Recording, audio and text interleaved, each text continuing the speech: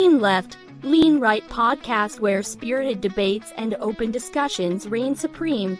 Join hosts Rudy and Shemaiah as they fearlessly tackle the most pressing topics in politics and beyond, seeking common ground without sacrificing their passionate perspectives.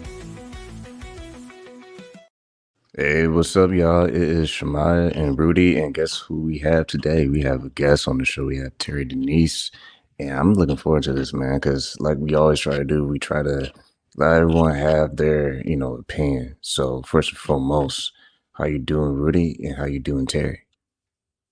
I'm doing good. I'm just back for another episode, man. Another weekly episode here for here at Lean Left, Lean Right, man. How about you, Teri? How you doing this day? I'm doing well. It's a beautiful Sunday. I'm excited. I've been looking forward to this interview for 2 weeks. I appreciate you coming on. So before we even jump into it, man, for the audience, kind of share with us anything you want to, share before we start, a little bit about yourself. Yeah, of course. So my name is Teri Denise. I currently live in Atlanta. I'm a full-time flight attendant, but in my off time, I'm very much invested in political views. I'm a songwriter. I have a background in doing music with Shemaiah, so that's our history. But I'm an avid writer, and I am very much interested in this election, and I've been tracking every day. Man, appreciate you sharing that with the audience. So, without further ado, let's get into the hot topic. Everyone's talking about voting. Everyone's talking about the economy. Everyone's talking about this and that. Rudy, we had some fun times on the show so far, man. What do you think the turnout might be for people voting in this election season? You think we might see a massive increase of people being involved? I think a massive increase. I don't know. I mean, we saw a lot of good voter turnout for the previous election. You might see more voters actually turning out. Got to keep in mind, a lot of people turned voting age, within the year. So you're going to see more voters coming out to the polls and the casting their votes. So I think voter turnout's going to be really, really big. I think this election coming around, you're seeing a lot of people just start discussing more of both sides, whether it's Kamala's side or Trump's side. They're getting into the topics, they're debating it a lot closer. So I think because it's being it's being publicized a lot more, whether it be on social media or news media outlets, you're going to see voter turnout probably be a little bit higher this time around. What about you, Teri? I mean, you said moments ago that you're based in Atlanta. What are you seeing, what are you hearing in Atlanta? You think there's going to be a lot more people involved this season? I think there'll be a lot of people involved. I've personally had conversations with people who have not participated in previous elections. They feel like their vote doesn't count, or it's just one person. How do I impact, the election just with my one vote? And so I think that when you have that dialogue and you get a glimpse on the perspective that people have carried and compare, and you contrast it to right now where they understand is on the line, like, you know what, maybe my vote does count. If it's 5 of us that think that way, or if it's 10,000 of us that's adopted that, mentality in a state where, the former president called because he's trying to swing, the outcome of this particular state, and you understand just how small that threshold of votes was. It's like, wait, 10,000 votes can make a difference and impact this election. So I am going to vote with my single vote. I like that. I think too, it's going to be no one can predict the future, but I just have a gut feeling that more people that usually aren't involved will probably take a chance to say, you know what, I'm gonna cast my vote this time, and I think it's gonna be very close. I don't like paying attention too much to some of the polls because I mean, give or take, everybody can change their mind 0.5 seconds before they, decide who they really want to vote for. So I don't pay attention to the numbers on the polls, but I do believe it's probably going to be very close. I think it's very split, very close to 50-50 as far as who is going to vote for who. But my next question will be for you both, and I'll start with you, Teri. You don't have to share who you're going to vote for, but kind of give us your opinion on who kind of gives you a better how I want to phrase this? Who gives you a better outlook on what you want to see happen when it comes to economy, or you just pick a issue that you want to kind of dive into, and then I'll give my reaction as well. Yeah, sure. I'm comfortable disclosing. So in this case, I think for a person like myself, I've only been old enough to vote and participate in 3 elections. Um, it's important to me to vote by policy rather than person. Sometimes you may not be a fan of a particular candidate, but it may serve you better. Um, Again, historically, you don't want to be a single issue voter unless that single issue is something that is so drastic that you just cannot live. You know what? I really like this person, but this candidate stands for this. So in this case, I will be voting for Kamala because of her position on Roe versus Wade. I'm personally affected by it. It impacts my life. So I like that. And if you don't mind, for the audience, kind of go even more in detail about what you just said there about how it affects you as a woman, because I feel like that's a good way for us to really uh, be open to understand your point of view. yeah, of course. So when Kamala said there are women bleeding out, in the parking lot because they are denied care, um, a lot of people don't know that I was one of those women. So I've never had an abortion. There are people who have this idea or theory that there are women who just want a recreational abortion, like, hey, let me just go to the chop. It's not the case.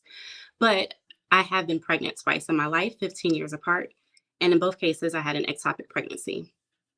So, most recently, 2 years ago, I did go to the hospital and I was turned away and denied care because the doctor did not want to perform an abortion on myself, even though it was medically necessary.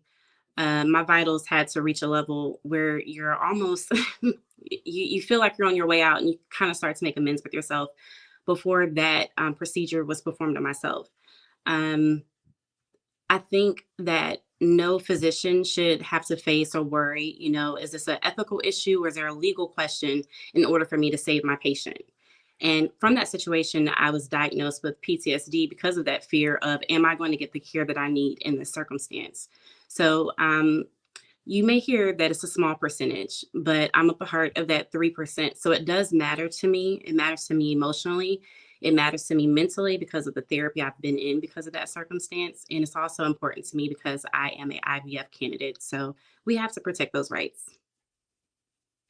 I appreciate you giving that insight from your personal experience. I think that's very important. And that's what I love about this show. We can respectfully have a dialogue that is productive versus like, oh, I'm gonna tell you exactly why I don't like that or I don't agree with that. And I think that's important. So I appreciate you sharing that. Um, I tell Rudy this all the time when we have this conversation about abortion, man. I say, hey, I'm not a woman. My personal belief is I really have nothing I can really say. And on my show, Refocus, I have been known to interview a lot of people who are pro-life, but I always put a disclaimer in my interviews that I personally believe the right of a choice ultimately should be the woman, because as a man, you can't really just say how something will go if you don't even understand from that perspective. So I appreciate, like I said, what you said, because I think that gives more weight to the issue versus a biased approach. Like, well, this is what I believe. Right. Oh, go ahead. Oh, no, sure. It's not, if you make decisions rooted in hate or if you just don't like a person, I think that you lose the objectivity of what you're trying to accomplish. And so in my head, because I fell into that small threshold, not everyone has a platform or has an invitation from someone like yourself to be like, hey, like, I'd like to hear what your experience was. And I think it's important, even in my family, when I say like, what, they don't even know the information I've just shared.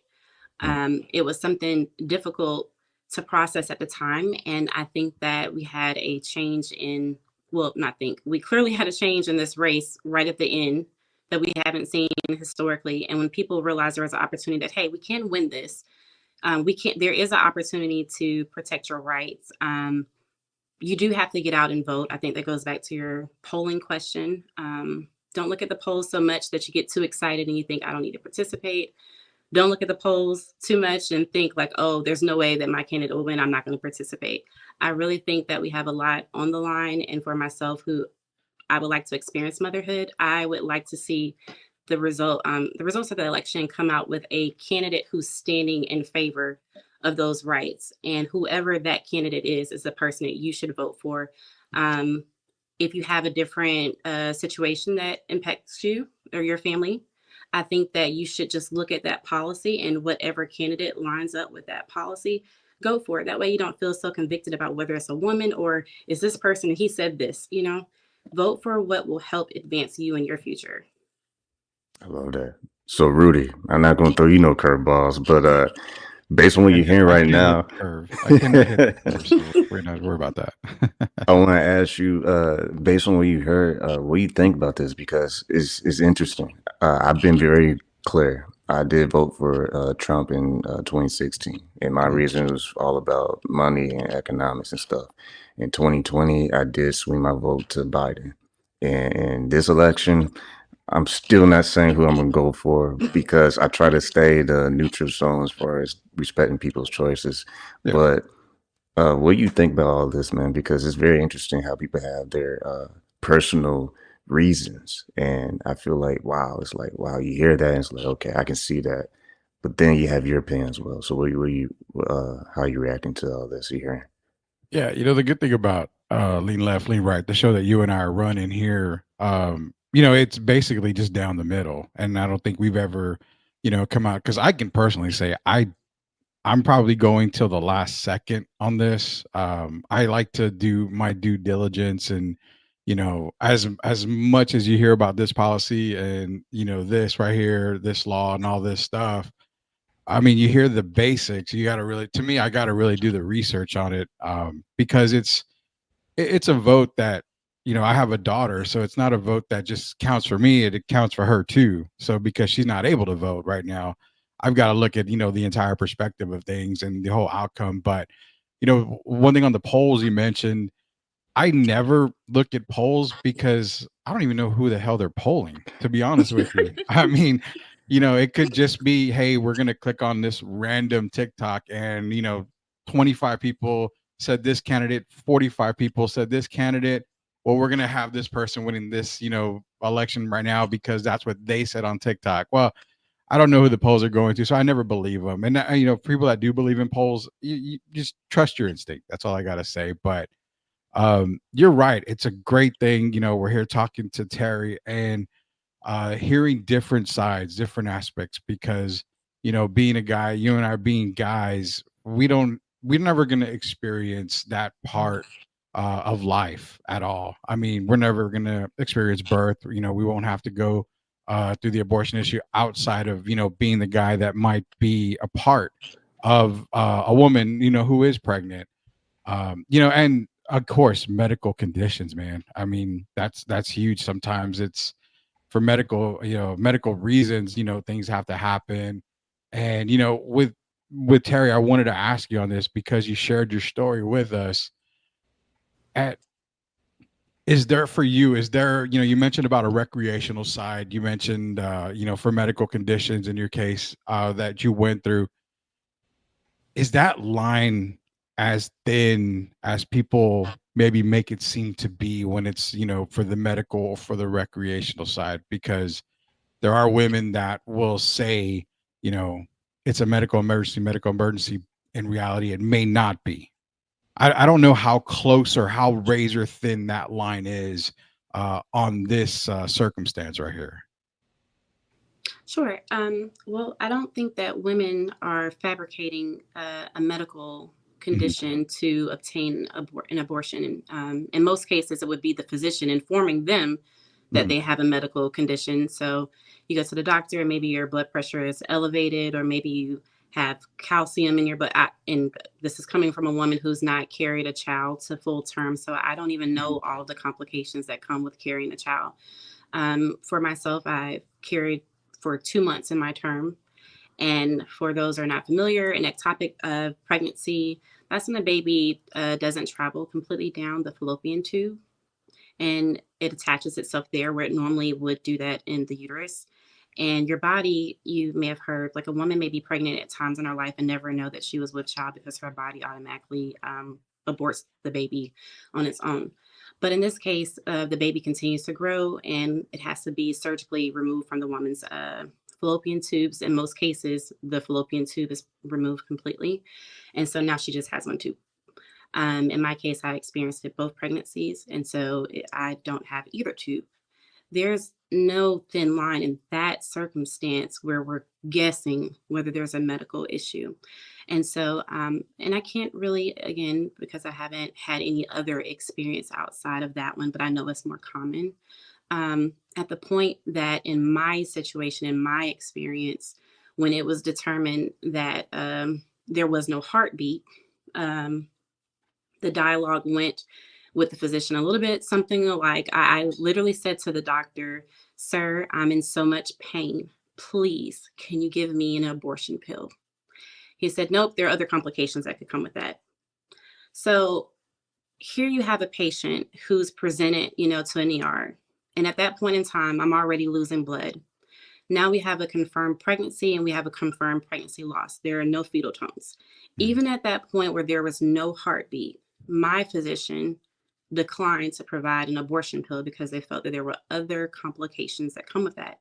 So now we have to explore, what are those complications? Is the doctor hesitant because he doesn't want to, even though at that time, Roe versus Wade had not been reversed. So it would have only been an ethical question. And that doctor prioritized what he felt were other complications over the patient's physical pain and obvious distress, only to determine that, hey, this is actually a tubal pregnancy. We've got to operate on this patient. And in my case, we've got to do it in 30 minutes. I'm legally required to inform you this is life-saving surgery. Mm-hmm. So that just kind of gives you an idea of how great the gravity of the circumstance was in my specific case, that many other women do share, that even at that extreme where it's like, okay, we've got a limited amount of time, we've got 30 minutes. And this is all documented in my chart. So it's not where I'm ever coming to the doctor saying I got a medical condition. It's always the information I'm absorbing from that physician. And even at that point in time in the treatment, there's still hesitation from doctors on how they want to perform or react. And that was, oh, I'm sorry. No, go ahead. I'm sorry. Just to add, and that was before Roe versus Wade was reversed. I cannot imagine what the ER rooms are like if there was no legal question at that time, except for where he stood ethically, how other doctors like him might feel now that there is a legal question. Yeah, I appreciate you sharing that. And, as you can see, the title that I'm known on the show is The Political Idiot. I really don't, it's weird because I don't do a lot. I do the research, but I'm the kind where I do the cliff notes from back in the day, where I just kind of get the summary on stuff, and I tend not to go. So I literally rely on people to talk to me, present both sides of everything, and I kind of get different aspects. So I appreciate you sharing that with me, because a lot of times you hear about, well, it's a thin line, it's this, it's that, or this could go wrong, or this could happen, or no, that's wrong, this is what could happen. So actually sharing that, that opens my eyes up a lot more right there for everything. Yeah, sure. I appreciate your question. Man, this is I was expecting this to be a heavy episode, but I appreciate this because a lot of times we get caught up in like who's has a better argument, who's right, who's wrong, and I don't think it's absolute right and wrong as far as like who you choosing, Harris or Trump. Because to Teri's point, she has an actual personal story that is actually something that's affecting her personally. And I don't know about y'all, but that's a great example of why we have to have these discussions. Because if you just say you have an idea and say it's absolute and that's the lamb of the law, I don't know, that's a little reckless. Yeah, I have a little bit more discussion as far as how it affects everybody, because everyone's story is totally different than yours. And that's, I think we forget about in these debates, is that it's not just your way or the highway. Like there's different ways we need to look at this and make sure that we actually are helping people and not just helping the ones that we feel are with our side. So, with that being said, let's talk about the economy, man, because that's a very hot topic. Everybody likes to talk about the high prices and all that stuff this season. So, for you, Terry, whose plans are you seeing could be beneficial for your pocketbook? Oh gosh. Well, I would say my concerns, or one of my concern, it's a single issue, with former Vice President Trump. And when he speaks and does interviews, because I watch all of them, I don't just watch one news source or so I can kind of get an understanding on what information is out there and exactly what position, because someone doesn't just take office by chance. I like to tell myself that. But I am concerned about his views on imposing tariffs. The dialogue that I've seen in certain interviews kind of express placing tariffs like on China, for example. And tariffs are not paid by the country that's like doing the exports, it's paid by the country doing the imports, which means that raising tariffs would be causing an influx on our economy here at home and not on that country. Um, those are concerns for me. But the other side of that, I think, when we're talking about the economy and we're looking at Kamala, in my opinion, her focus on the middle class. So I think that if you're rich and you have to pay more in taxes, and if that's being caused because of, in my example, tariffs, I don't think that another 10,000 a year hurts you. But if you make 35,000 and you have to pay higher taxes, I think that in my head, I'm going to lean towards the party who's looking to give those tax breaks to the middle class, because that's how we build up our upper class anyway. I don't think that you want to stay stagnant and stay there. That's how you become higher upper middle class, and then you can go to higher class. But that's where I focus on when I think on that topic of the economy. Well, I'm gonna put my 2 cents in because I know people get mad at me. Why don't you just say your opinion? Say how you really feel. Well, I will. I will. So I told y'all earlier I did vote for Trump in 2016, and for me personally, it was just about the economy. And I was like, well, are they gonna help a brother? Are they gonna help a sister? Like, who's gonna win in this? And I feel like he was a good pick for the country in 2016. And one might ask, well, then why in the world did you switch your vote to Biden in 2020? Well, I have some personal reasons. I actually had a good conversation with Rudy over the weekend about this. The situation that happened with George Floyd. I won't go into super details, but I'll just say that regardless how you feel about the situation, me personally, I was like, you know what? I did I did agree with a lot of things how it was handled as far as some of the reactions that were made on, you know, the news and people that feel have power to address the situation. I feel like they just kind of, you know, just push it to the side. And I was like, you know what?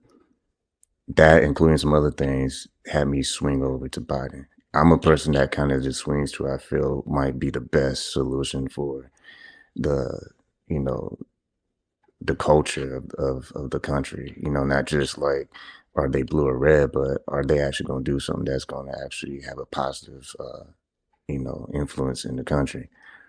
So to land the airplane finally, the way I see the economy is whoever is going to help people with resources is the one I want. And I know you burn it. Just say it, spit it out, Shemaiah. I see things that Trump wants to do, and it's like it kind of gives me the itch of 2016. Like, all right, maybe he really wants the best for America as a country. But then, you know, you look at Harris and what she is presenting, what she wants to do for the middle class. It's like, well, there can be two arguments here. You know, you can say that the rich companies are going to pay it down to the employees, or they might just, play everybody and they go to the, nice vacations in Vegas all the time. And then, we don't get that benefit. I'll be honest, man. I know you like just shove and spit it. I am leaning Harris. But part of me does see things that Trump wants to do things to put America first. And I don't always see that as a bad thing. But I will say this as breaking news on the podcast. I am leaning on Harris, but I'm also watching Trump. So I hope that's good enough for y'all because, May I ask a question? Sure. Yeah. What are the three, because you said the economy and you said resources. What would be the top resources that you would like quantify to make that decision about a candidate? Yeah, number one would be, are you going to add any kind of benefit to where the consumer is not getting the bill? They're not, all the high prices not being passed down to the consumer to just eat up, because if you do raise taxes on companies or whatever, well, they're going to pass that cost to the consumer. Like they're going to be like, all right, well, good luck, because now that we have to pay all this, guess what? You're going to have to pay us, even more. So I feel like however you slice it, if companies get a break, they get a break. If they don't get a break, then, it's going to affect everybody. I feel like whoever's in the right place, right time with their heart and mind, whatever, they're going to try to do the best thing that they can possibly for the consumer. But there's just that other side is like, you know what? We're just going to use the system to benefit ourselves. So I'll say this right now in this moment, I see Harris fighting for the little guy a little bit more than I see Trump. But I do see him maybe giving companies a chance to have a break, and good companies will pass it down to employees and give them an upper hand to, grow their, future and all that. But it depends on what actually happens. You know what I'm saying? Because it's like, okay, if Trump wins, great. Now what? Right? If Harris wins, great. Now what? They both will have to keep their promises. But I think it's bigger than just those individuals. It's a whole team of people behind the scenes that are influencing what they are going to do. So that's why I see it. Like it really just depends on what promises they keep. Because at the end of the day, we're voting by their lip service. But at the same time, are they going to keep those promises? True. I never thought you would announce where you were leaning, though. That's a surprise. So I didn't say vote. News. I didn't say vote. Oh, this is breaking news. I didn't say vote. I said for the economy. Economy wise, it's it seems like the economy is the major issue when it comes to any presidency. It's not just in this one. It's just like it gets ballooned in this one because we've seen ups and downs left and right here. So and I feel old because the very first election I was able to vote in was in 2000. So I graduated in 97. So yeah, I'm the old guy here. But my history on it is I was brought up as Republican only, and for one issue only, and this is the only reason why, was because my dad was a civil service employee in the armed forces. He worked at Kelly Air Force Base locally in San Antonio. So you saw more bases closing under a Democratic government than you did a Republican. So I was always taught, well, Republicans are going to take care of the military, especially the bases. They're going to keep them open. They know, that they're important. And they closed Kelly Air Force Base under Clinton's administration. So, that was a big uproar in San Antonio. So that's the way I was always brought up. But as I grew up more and more, and my brain cells kicked in around 30, 32 when they normally do for me, because it takes a long time, I was able to think a little bit more. And, I really, honestly, there's past elections I haven't voted. I kind of was like my dad's mentality. Well, if I vote this way, if I vote that way, I'm screwed either way. Just, be nice to me in the end. And I'm, whatever. I'm a chameleon. I'll adjust and I'll adapt to whatever. And that's kind of the way I still look at things. No matter who's in office, you got to adapt. If so and so's in office, then prices come down. Well, guess what? Prices come down, but other stuff is affected to where if this person's in office, prices go up, but something else is affected to where it's going to benefit you. So either way, I feel you're gonna benefit somehow, somewhere. It's just kind of an adaptation process. But you know, it's weird because we never really get an answer. When a president comes in, it's like, I've got to clean up this past president's mess. So I'm doing this. And then when they are out of office, well, I've got to clean up their mess. And this is what. So you hear a lot of, media and reporters talking about, to Kamala and saying, hey, you've had 4 years to clean this up. And now you're talking about cleaning it up in your presidency. Why not now? Why now? Why are you doing this with the economy? Why do you want to do this with the economy?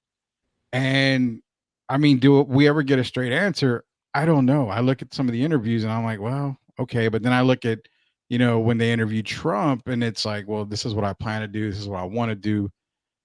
Again, like you said, it's just a matter of, okay, I hear what you're saying, but will it get done? Are you going to get fighting back from, Congress? I mean, a lot of stuff in high school, middle school, guys, we ran elections, man. Oh, I promised to keep, dessert stacked in the snack machine. And I promised that we're going to get soda instead of milk at lunchtime. You make promises, but it's the delivery process. And going to, I think it was Terry that brought about the tariffs here. I truly don't know if he understands the tariff part. I mean, I get it. It's China doesn't pay for it. Germany doesn't pay for it. The people that pay for it are the companies that are importing it, and actually us too. They're not going to pay for it. They're going to say, oh, it's an extra 5,000. Well, we're going to tack on that extra 5,000 to the cost of a car or to this and that. So what I feel the biggest thing that's benefiting for me in the long run is the jobs that are outsourced. Which president is going to bring those jobs back to America, as far as car makers all the way up to call centers? I mean, I understand labor is cheaper overseas. If you go down to Mexico, it's cheaper to make a car in Mexico, but that takes away from our economy, because if you have more jobs in America, people are buying more, prices can steadily just kind of become steady and not, fluctuate up and down, because the jobs are here. You're starting to spend more here. You think about it. If you start drilling and fracking again, in the States area, we saw gas prices come down. And I understand the energy part. I understand that totally. But, until the world becomes fully clear of energy usage, I mean, it's got to happen somewhere. And if you can figure out ways to keep the economy, level, that's the president that I want to see in office. And who can do it at this point? I hear, chatter from both sides. I'm still debating on who can do it. But my thing is, we live in a country. I want to be able to make sure our country is first, because as a parent, our kids are first and everybody else is next. That same thing that I feel with the country. We've got to be first, and then everybody outside of the country, okay, we got you next. That's just my opinion on that economy thing. Yeah, I can see good points on both sides, because like I said earlier, I want to re-emphasize that, and that is, if Harris wins, great. If Trump wins, great. And I know people don't like that say great, and I can feel the rocks hit my face, but that's okay. Because my point is, whoever wins, they have to prove to the American people that they hold the American people's best interests. And that's going to be pressure on either one, whoever wins. So that's my take on that. As far as who I think I'm going to vote for this season, I have not shared that. I did share, I lean closer to Harris on the economy, but it's more than economy that's at stake here. I'm going to just be like, I'm going to keep that secret. I might reveal it after my vote. But I will just say this, though. If Trump wins, I hope he is successful, because the country needs that, right?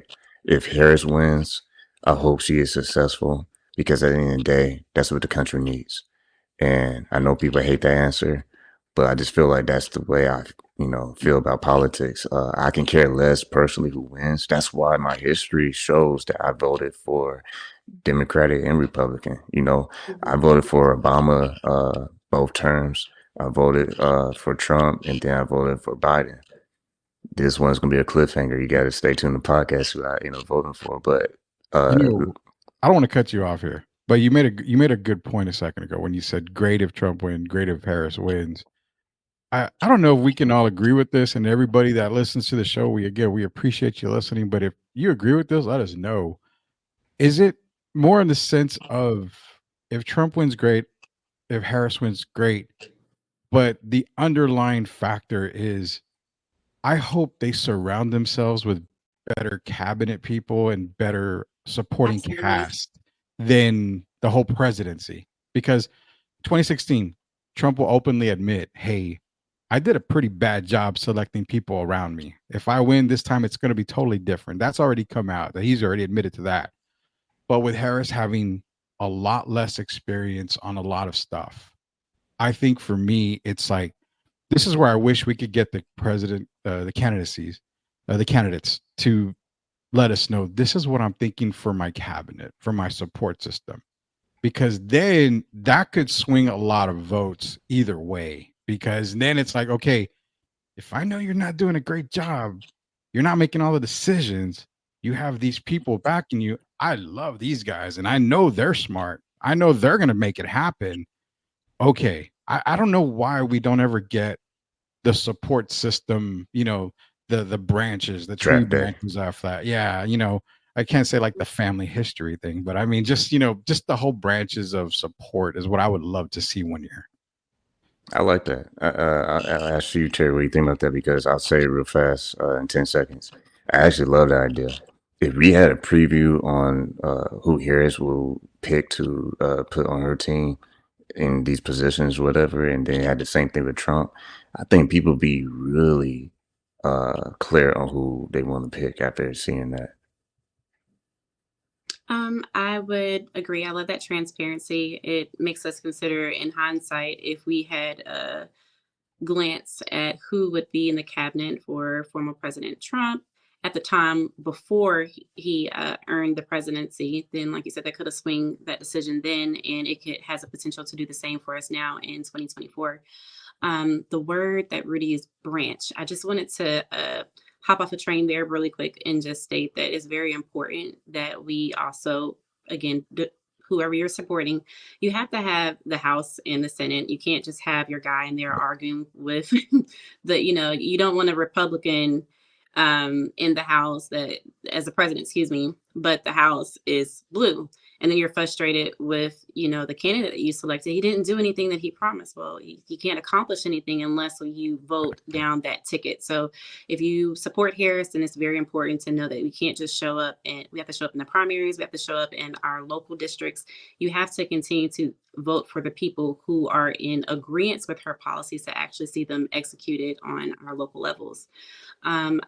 The other thing I wanted to circle back to is just a reminder that the vice president does not enact law. So that expectation of Harris, why didn't you do this already? Why are you only doing it now? Well, she's running for a different office now. So we can't compare apples to oranges, where we have a formal president who occupied an office and a vice president who's running for that office saying, well, why haven't you accomplished this? She's running for that office.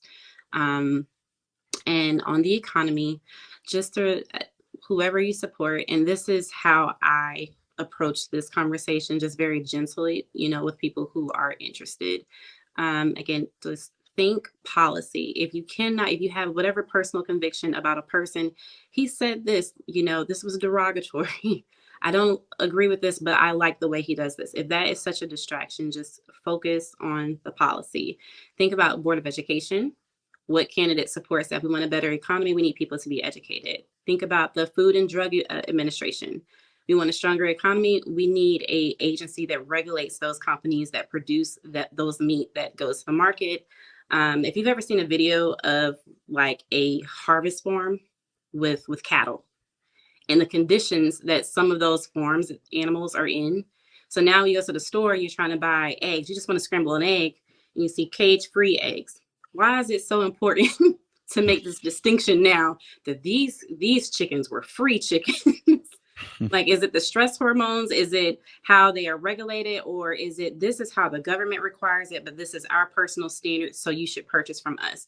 We don't want to abolish the agency that regulates even those, the companies that make just the basic standard. What is the basic standard? Like, how many animals have to be sick, or how many have to be okay in order to pass when an FDA inspector comes there? So I think that more of us who may, because I'm not informed in every area. If we sit down and talk about the economy, I'm certain it's a lot of things you could outpour on me. I think that we build each other up to make informed decisions by speaking on the areas that we do know. And what exactly does it mean to get rid of the FDA administration? And is there a candidate that's running currently for the office that wants to abolish this? And if so, then why? Is there a candidate that wants to abolish the Board of Education? Is that even such a thing? Wait, well, which candidate is doing that? Stop thinking Democrat versus Republican. Stop thinking male versus female. Stop thinking white versus black. Which candidate is running to support you, your household, and what you see for your future if you have children? The housing market, that's important. Who is going to help make housing more affordable? My rent, I just renewed it, but I'm paying $1,400 for a 1-bedroom. I would love a mortgage, except getting a mortgage isn't as attractive as it would have been back in 2021 when someone was getting an interest rate for 2.1%. So how can we get back to the days where I don't have to sell my arm and my leg and I don't have to work 3 jobs just to afford a house? So if you think about the economy, healthcare, how is it going to be affordable for people? I have lupus. Like, are we going to reverse the law that says that companies can, withhold insurance coverage for me because I have a pre-existing? And does it matter more when I realize that my friend that's sitting next to me actually suffers from a hidden illness that I would have never known if they didn't disclose it to me? And I actually do want Bob to live a little bit longer. So can we please give him health care coverage too? So that is a community way of thinking. I think that is an objective way of thinking, like, Board of Education, housing, what do we say, FDA? If we're considering gas prices, I think that to Trump's credit, that was what made him so attractive in 2016. The whole America First actually was borrowed from a former president. I don't remember which president, so I'm not going to state that. But I do know that it was attractive because the idea, like Rudy said, bringing those jobs back to American soil, producing more jobs here. When you have the idea of making it more attractive for companies to house their facilities or warehouses here, what tax breaks do they give their employees that would make them even want to bring it back to America? I think that we can't ignore how, he was able to build his campaign, and how do you appeal to his demographic? You have to kind of borrow from those things that made him attractive to those voters as well. And that's my parting piece. Yeah, I liked all that, and it's great for conversation. The housing market is kind of a crazy one because I know a lot of people are excited with Tara saying $25,000 for first time home buyers. That's been the biggest thing there. And as someone who works in the housing market, I work in there, not per se selling the houses, but I do some of the construction side of it. It's kind of it's an attractive statement to say. I think there's got to be a lot more regulations to that $25,000 than just saying a first time home buyer, because we saw that housing market crash where people were getting 5-6 houses under their name and just not paying the mortgage. That was what killed the market right there. So then you had banks bailing out, bigger banks, and government bailing out banks. So it was kind of just a whole S show for there. But I love that you give hope to first time home buyers, because my wife and I are like that. We're first time home buyers, and it gives hope, and it's great. But I want to know, is it going to be a little bit tougher than just being a first time home buyer? Because if we start building massive homes again and a good amount of tract homes and they're not selling, then we go back into, another crash type per se. So again, being, like I said, the political idiot, I have no idea if that's the mindset of what people are thinking.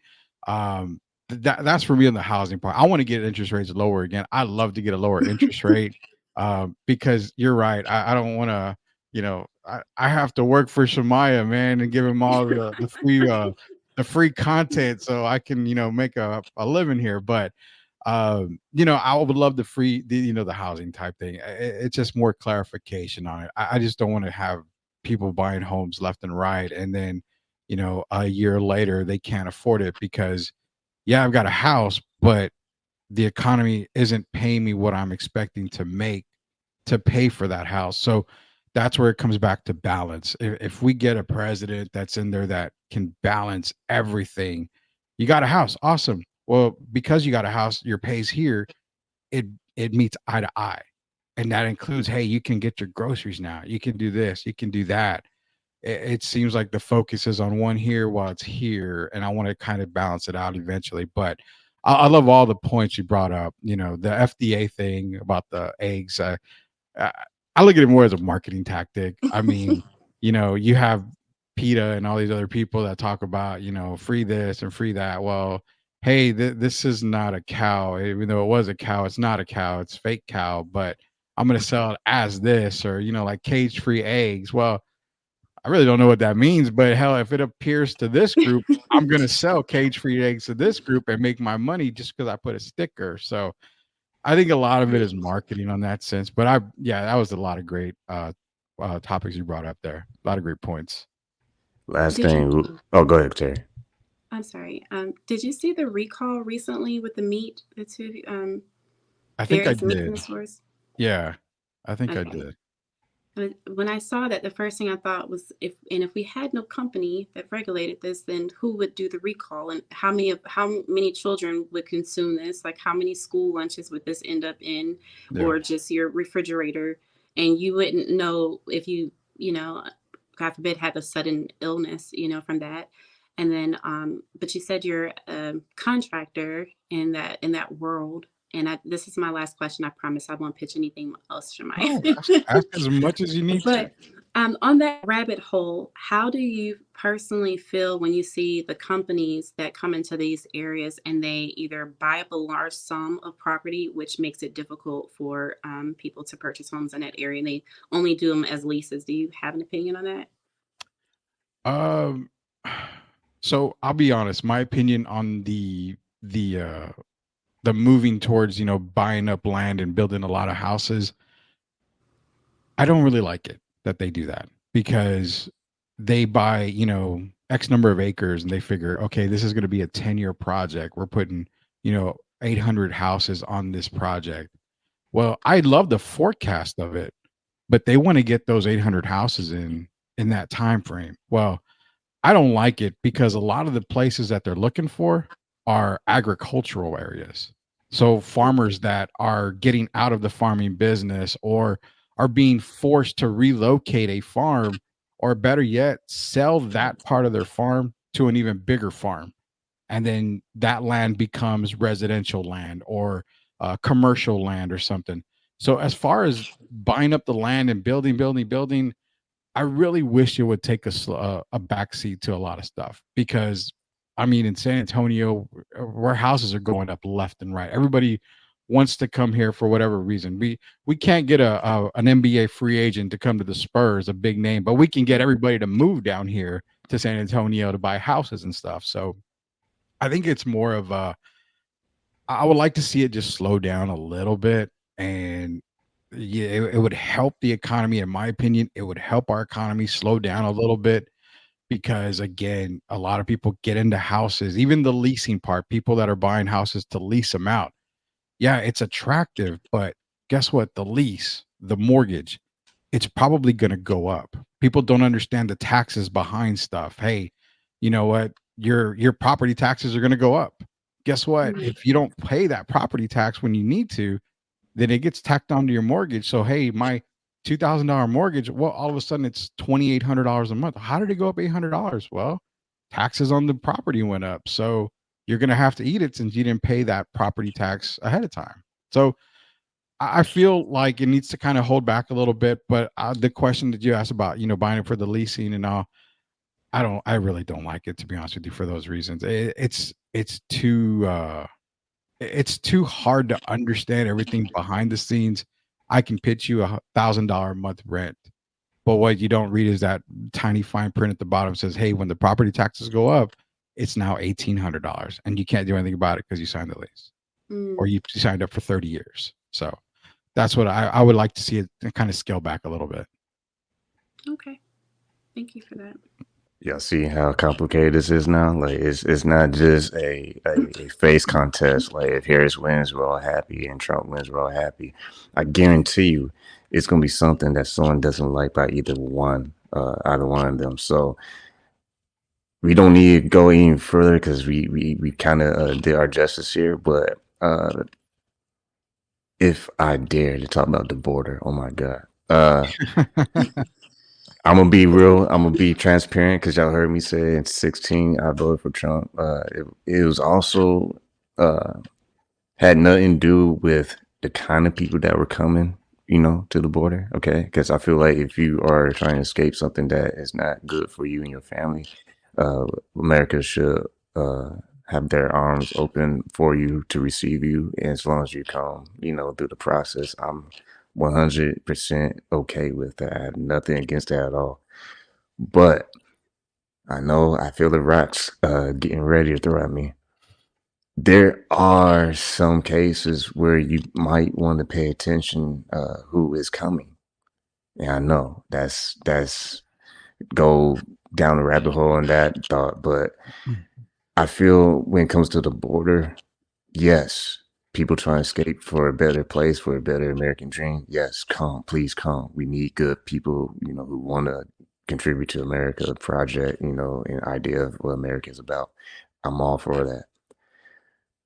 But in all caps, if there's some things that are not really great with the process, isn't it like okay to tighten up that process just to make sure that we are not just allowing it to happen? And I know that's going to be crazy, but I'll give credit to the point that has been made, and that is the Republicans dropped the ball when the Democratic Party leaders had a proposal that was bipartisan to kind of, address those issues. So I will give credit to that part. But real quickly, I want to get an opinion from Teri and you, Rudy. What do you think about this whole thing about the border? What are your thoughts? You can go first, or I can go first. It's totally up Go to for you. it. Okay. So, I feel, hey, man, America's land of the free, home of the brave. Everybody should have an opportunity built.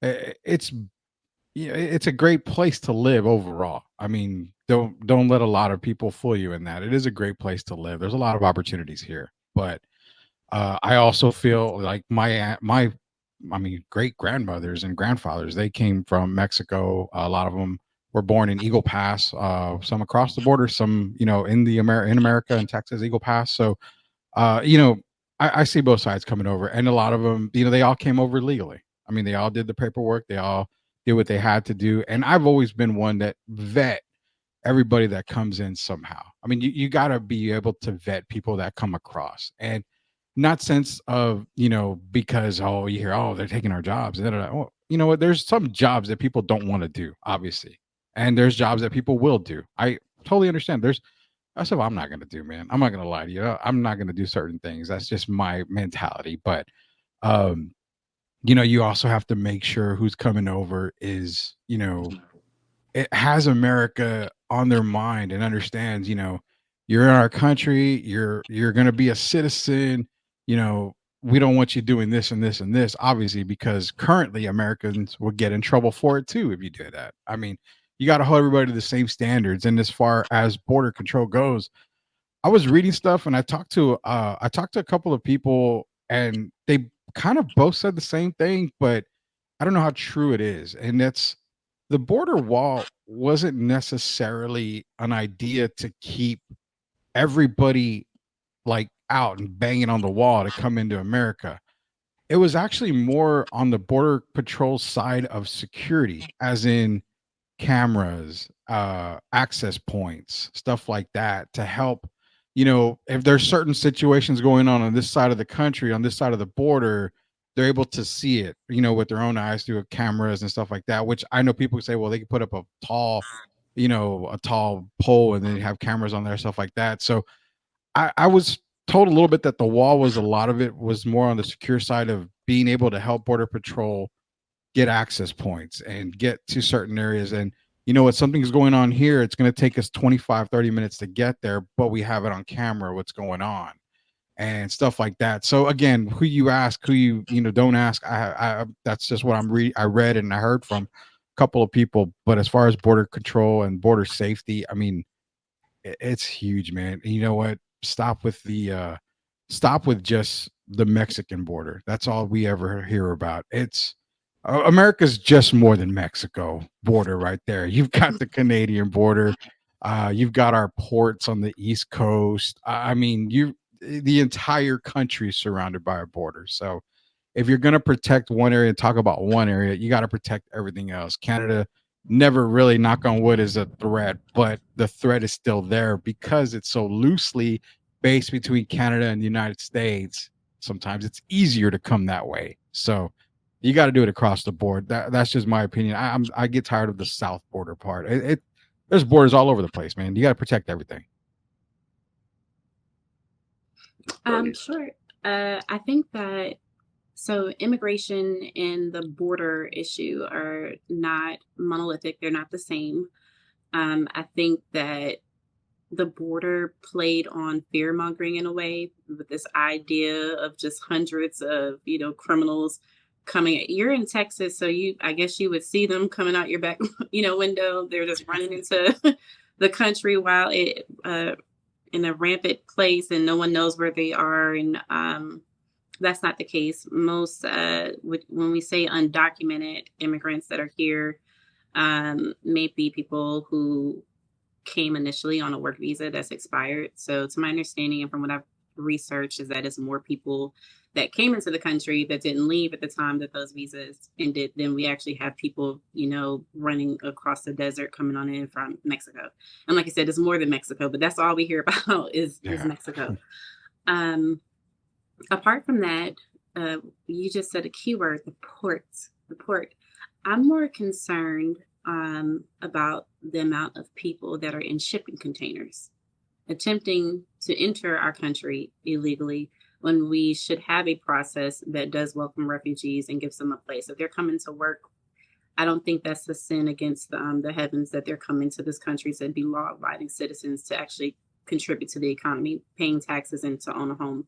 I don't think home ownership for immigrants would keep me out of being able to come into my one-bedroom apartment or buy a house myself. I think that helps the economy, and that's my opinion. But the people in the shipping container, it does happen. I have a TWIC card myself that they attempt to come for a better life. And I think that we should have a program that allows them here, even if we can't accommodate them in the region that they may initially arrive in. I think that would help remedy the process. And maybe we wouldn't have so many people maybe being smuggled into the country if we had a better process to come in legally. That's good, man. Well, I think we did it on Lean Left, Lean Right podcast today. We had Juliana having Teri on today as a guest. And man, really, I think we did due diligence. Maybe we could probably take a vacation. We've been kind of busy lately with a lot of stuff. So I don't know, man. So taking a vacation tends to take the momentum away. So I'm up for everything, man. You know that. Awesome, man. Well, we'll definitely keep this going. I want to say lastly, anybody out there, if you think that your vote don't count, maybe kind of consider just voting, man, because at the end of the day, it is your right, and no one's telling you who you have to vote for. I know people have been begging me to say who I'm voting for. No, I'm gonna give you clues. There's things I like from both Harris and Trump. But I will say this, breaking news, Rudy, because I said who I like on certain topics. But as far as who I'm going to cast my vote for, I'm going to make a promise. I'm going to reveal that after voting day. All right. That's my promise, and I will explain why I cast my vote a certain way. So if that sounds good with y'all, I'm gonna hold up to that promise. I can't promise that because the way I work, I I'm gonna go probably will witness fall protection. asleep and I won't wake up. I'll forget the vote and be like, oh God, well, I don't know. I voted for whoever else. I don't remember. I'm gonna put a paper bag on my face so you can't necessarily say it was me. Well, if they say you and me on here, they're gonna know it's you. I mean, I can't really, go across anything like that. But yeah, no, I want to say first of all, I appreciate Terry for coming on. I mean, Oh, thank you. it's kind of it proves the fact that you can always have, especially on our podcast. I mean, the platform's there. We keep it real, but you can always have great conversations. There's never any hatred or anything like that for anybody that's a guest on the show, and we're showing it by having Terry on. And again, humbled and blessed to have you on the show with us. And as always, the door is always welcome. Thank you so much for that. I enjoyed it. I think this came from a post or so that Shemaiah shared a couple weeks back, and I was there in the comment section. I appreciate that. That's what it's about. So once again, listen to Lean Left, Lean Right podcast with Rudy and myself and our guest today, Teri. Like always, y'all have a good one. All right. Yes.